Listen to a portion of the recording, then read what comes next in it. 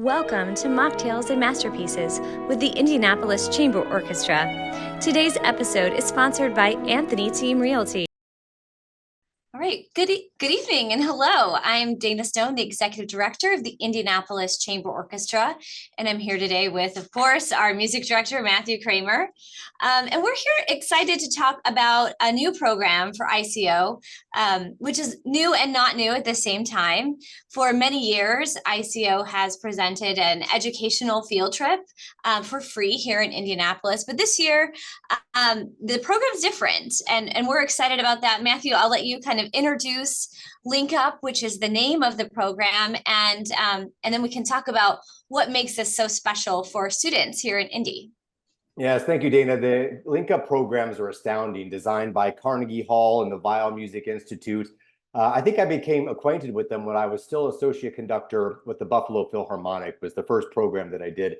And what makes these programs so unique, I mean, there's an amazingly talented group of educators and creators that design these educational programs so that they really pull students in. I mean, they really, not only through the music that the orchestra performs, but from the narration, from actors and the conductor on the stage, but also the visual element behind the orchestra, the screens, and the students are encouraged to bring recorders, in some cases, even their musical instruments to play along with the orchestra.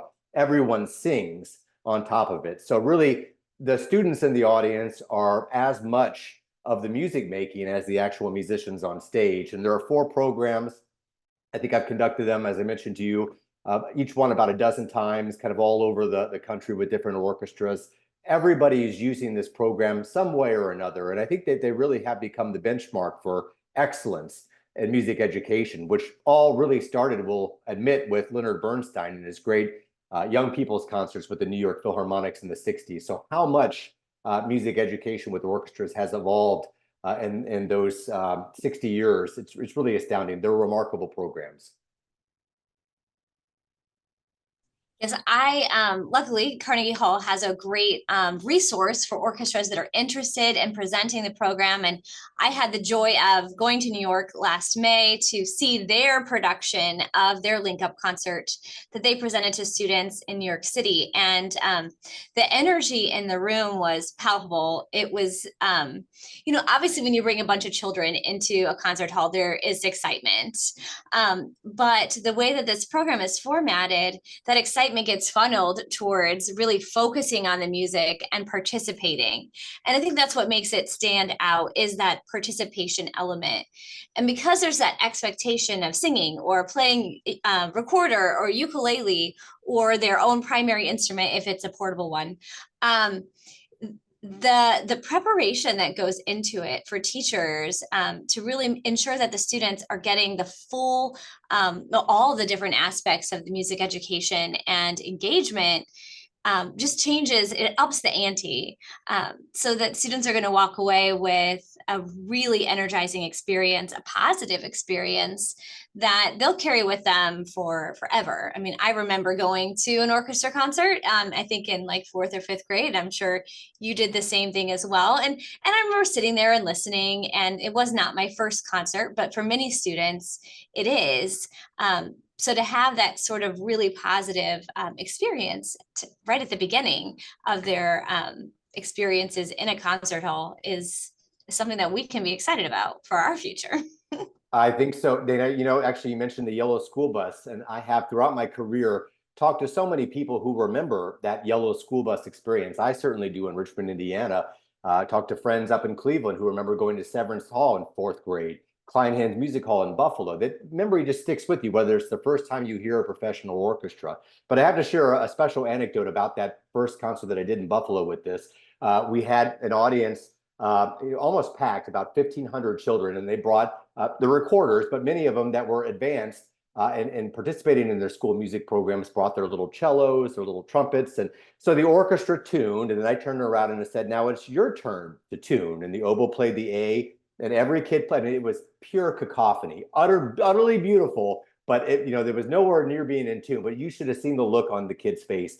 They actually felt like they were part of the Buffalo Philharmonic. It was absolutely wonderful. Then you mentioned the investment in the music classrooms. Yes, these programs do involve a great deal of work, in some cases months ahead of time, that they have to not only go through the musical selections, listen to them, but learn the words for the songs, learn how to play the notes on the recorder for the tunes that they'll participate with. So they really come fully prepared. And when they hear their favorite song live for the very first time, the electricity in every auditorium is just magnetic.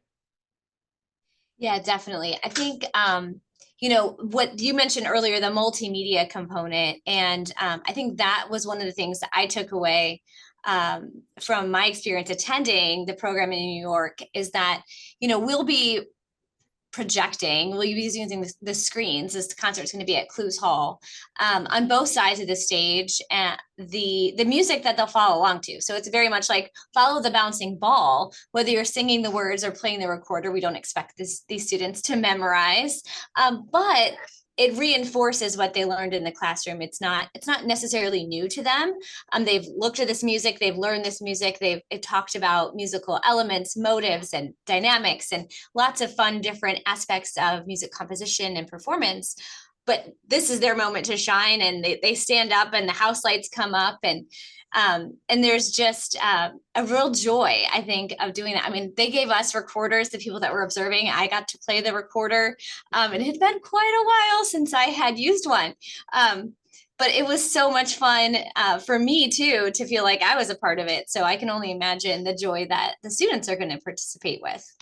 Absolutely. And, is it worth mentioning that we're performing the orchestra moves, but there are, as I mentioned, 4 different programs, and they're all a little bit different. I mean, certainly the repertoire is different, but the curriculum is a little bit different, and they all are designed to entertain, but certainly to educate.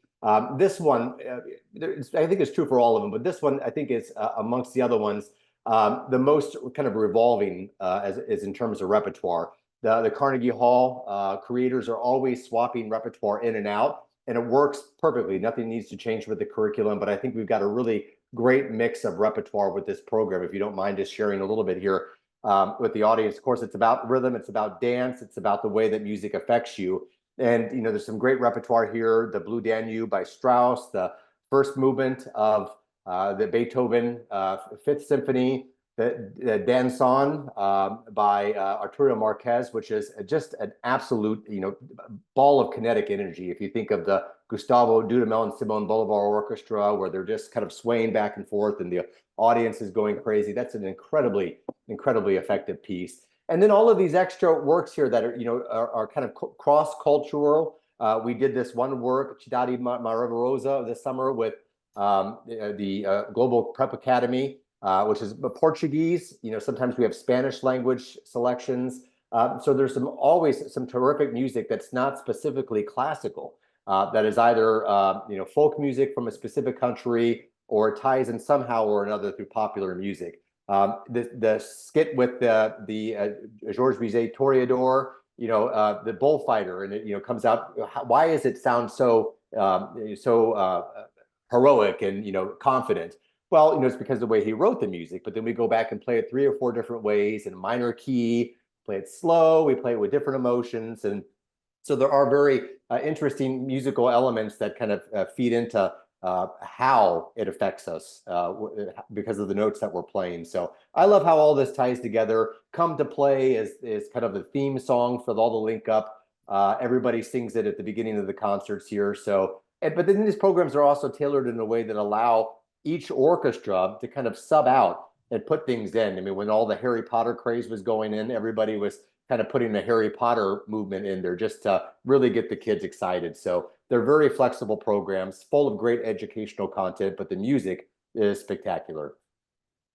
Yes, this is kind of one of those examples of that, follow the bouncing ball. But I think what was really neat, and I believe it's kind of early on, and maybe I skipped over it, and maybe it's later on in this document, but some of the pieces have recorder. Some of the pieces have singing, and some of the pieces are listening. So there's an ebb and a flow to the concert experience for the students. There's moments of engagement and there's moments of reflection. There's call and response. There's a lot of ways for teachers to present this curriculum to students. And I think that's an asset that ICO, through Carnegie Hall support, is providing here in Indianapolis. As of today, we have only about 500 seats left in Clues Hall for the concert, which is going to be November 21st. And there'll be some links available online for you to be able to sign up your classrooms.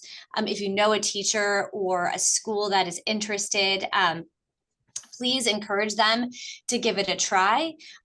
It's something that they can kind of create their own adventure when it comes to presenting the curriculum to their classroom. They can do something as basic as choosing a handful of songs or one song for the students to learn on recorder or sing, or they can dive deeper into more hands-on activities. We're doing the orchestra moves, so it has some elements even of dance that they can learn about, some folk dance. Lots of different ways that a teacher can use this curriculum as maybe their sole, fall semester work that they're doing, or just use it for a couple weeks before the concert so the kids have some preparation before they walk in. So I like that because it allows the teachers to have support, but also maintain their regular plan if they need to.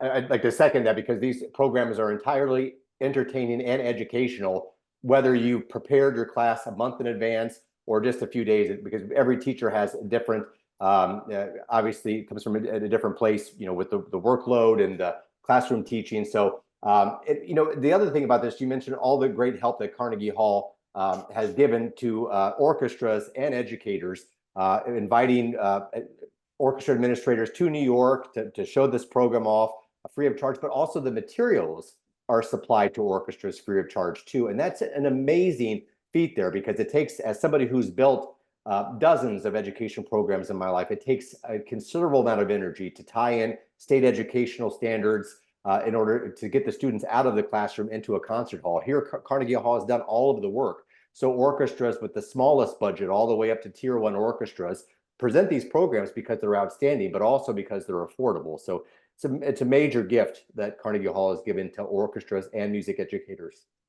It is, and we're very, very grateful for all of that support. It should be noted that in the past we've presented this concert really at a local IPS high school. So stepping up to be in Clues Hall does bring some added expense for the chamber orchestra to be able to present it. That is a union hall. And even with some of the support from Butler, it's still a significant change for us financially to present this concert in that venue specifically. So I want to make sure that I thank the National Bank of Indianapolis, who's helping to support that, and Frost Brown Todd, who is underwriting our narrator. And I'll just take a quick minute to thank Sadie Cohen, who is going to be narrating the program. Audience members may remember her from this past season. She was the narrator for Anne Frank's Tree. She's a sophomore now at Carmel High School, and just a lovely, talented young woman, a great singer, and a very poised young individual. So we're excited to have her on stage with Matthew and our creative partner in residence, Joshua Thompson, to kind of connect with the students, both in diversity and in age, so that they're seeing themselves on stage in a lot of different ways, and that they feel really engaged with participation as they're called to do so. Absolutely. I think it's going to be an incredible experience. I'm very thrilled to hear you mention that, as large as Clues is, that we're almost at capacity right now for this. So this is a major advance for us, I think, with our educational initiatives, to be able to perform in a venue like Clues and to invite so many of those young people, as we mentioned, probably for their very first orchestral experience. Is really exciting. And we have one other kind of exciting piece of educational news.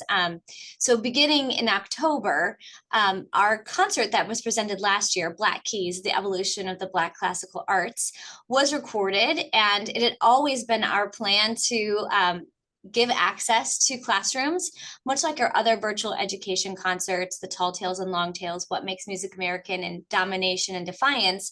Black Keys is available for free to all schools in Indiana. And thanks to the work of one of our staff members, who is a former teacher, we have a wonderful curriculum guide for classrooms. We've kind of geared this towards 6th grade and up, but there's lots of different ways to engage with that concert, especially through social studies and history, language arts, as well as, of course, music. So we're excited to present that as well. So information to sign up to receive access to the link to that concert and those curriculum guides are also available on our website, and we'll include links in all the posts where this is living as well. That's tremendous. It's a great addition to our virtual library, which we've been building, and really one of the highlights of my tenure with the orchestra, receiving the Artie Award and the attention that it deserved. Joshua Thompson did an incredible job creating that program. Yes, and it again has that sort of multidisciplinary visual components to really engage students. We partner with Kenyete Dance, so they're going to see a lot of dance, some fabulous guest musicians, and in Ashley Baskin, Siren Simone, Okara Amani, as well as, of course, Joshua Thompson and Jared Thompson. So I encourage teachers to check that out, watch the video, and get excited about presenting this wonderful ensemble of music and musicians to your students. Absolutely. Maybe a great, huge season for us coming up here. So don't miss this opportunity to sign your students up for this Link Up program and catch all of our virtual content as well.